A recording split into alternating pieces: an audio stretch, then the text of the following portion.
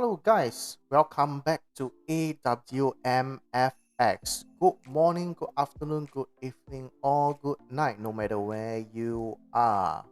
So first of all, I'd like to apologize to most of you guys because I wasn't doing a lot of videos recently due to the fact that I have a terrible sore throat and I have a very close contact with a COVID patient.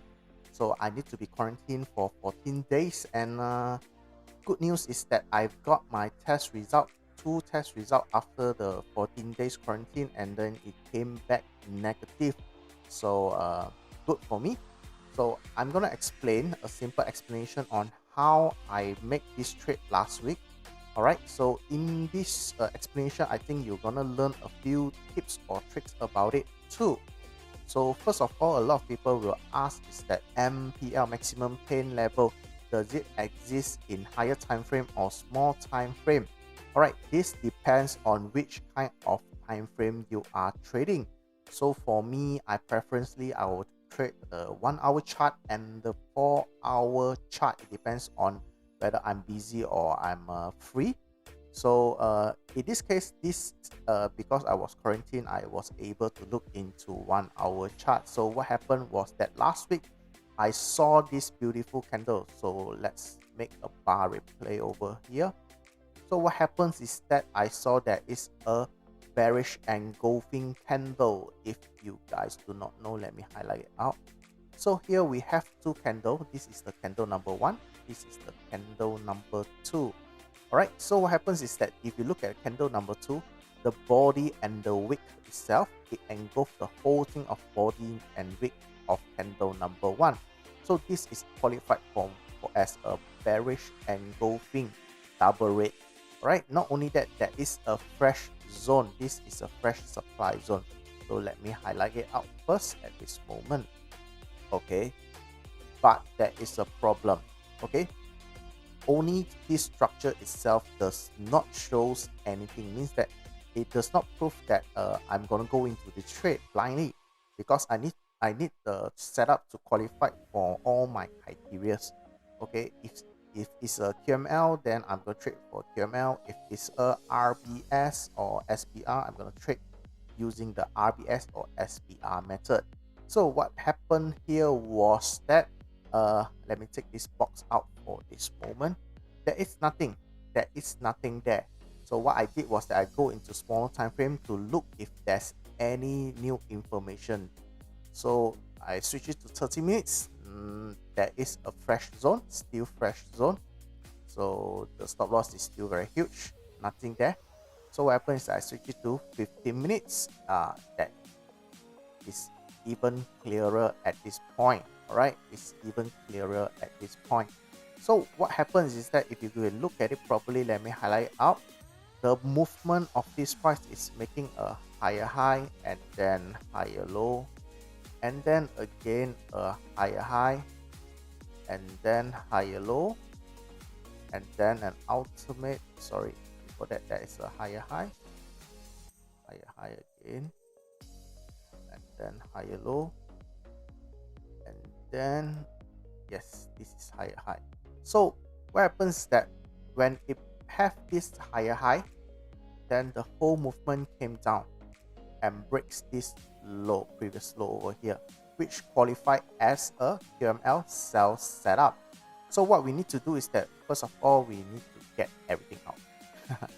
Then we know that this is our QML over here. All right, so this is my QML, the Quasimodo level. Right, so what I do is that I'm going to take a horizontal line, I place it at the tip of the shadow of the QML. All right, then we know that this is our head. So I label it higher high. All right, this is the high. Hopefully you guys do agree with me. So I need to find my initial movement that breaks the low or form the setup right here. So I need to find my MPL. So if you guys have been with me, I always repeat this sentence again and again. That is that I always look for MPL and not QML. All right. In this case, actually, you can take this trade itself, because reason is that if you look at the QML, there is a rejection around it. All right, so you can qualify this place as a MPL too.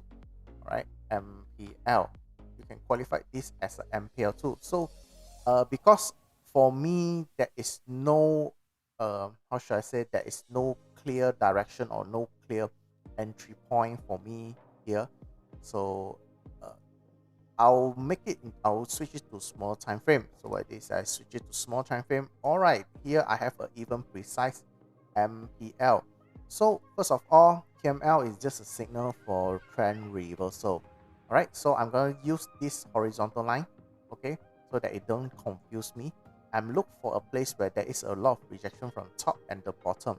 So this will be it. All right, hopefully you guys do agree with me. Okay, agree, agree, agree. Okay, so if you look at it, this line, along this line, there is a rejection, rejection again, rejection, rejection, rejection, rejection from top and bottom all the way along this line. There is a lot of rejection from the top and the bottom. All right, so this is a very, very beautiful MPL. Remember, MPL, the most nice is that you can get rejection from the top and the bottom. That is the most perfect MPL. So over here is that along this means that this part of this is my decision point.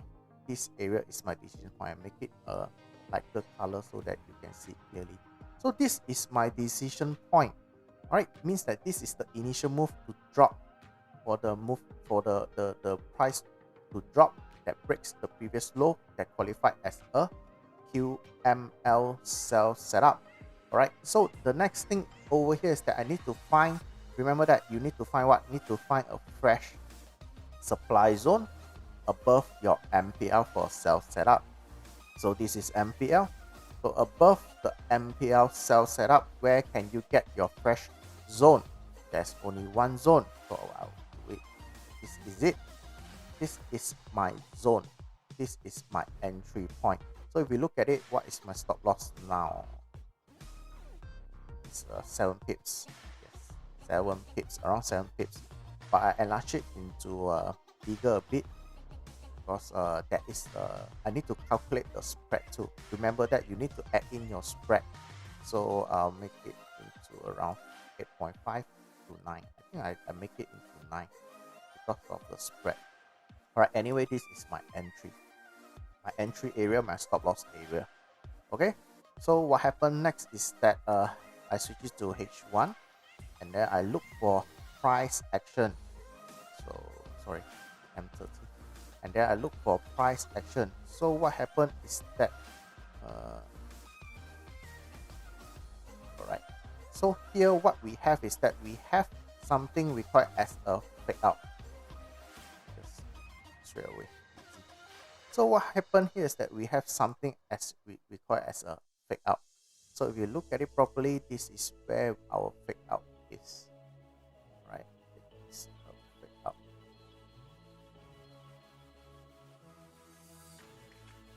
There is a lot of rejection along here. Alright, there is a lot of rejection. Is this a straight line? Yeah, I think so. So there is a lot of rejection around here. So before the price went back up, okay, because reason is that this area over here, a lot of people confuse it as a SPR or RBS, but no, this is not. This is something not qualified for that. All right, there is no sharp move, sharp, how to say, sharp pointed area over here. So this is a fake out. So we have R1, R2, and R3. So the price came back up to this point, to my entry point, and then drop, right? Drop nicely. So how do I take my profit? So I didn't actually already profited quite early, but anyway, I'm very happy for it. So if you look at it, we are doing what we call it as a mapping. All right, so mapping, for me, I'll do mapping as my what we call it, the take profit zone. All right, so the first take profit zone will be definitely here, this area, because this is a fresh supply zone. Make it into red color, sorry, a fresh demand zone, red color. So I took my profit over here, right? So I have a trade of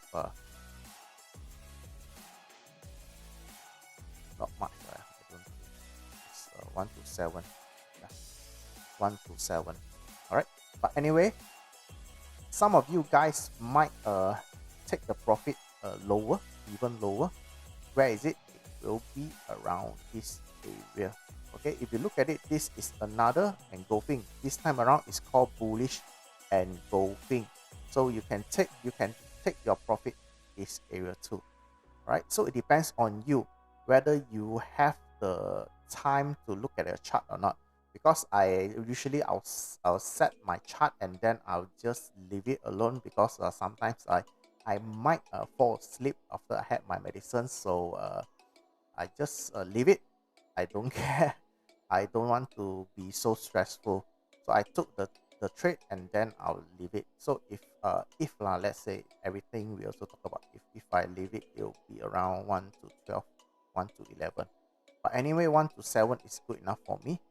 All right, 1 to 7 is good enough for me. So hopefully this video will explain a lot of how to find MPL, QML in smaller time frame and how I approach trades. All right. So hopefully you guys enjoy the videos that I do for you. And if you like, please give me a like and then do subscribe. I'll do my best to make more videos for you guys. All right. So see you guys next time. Bye.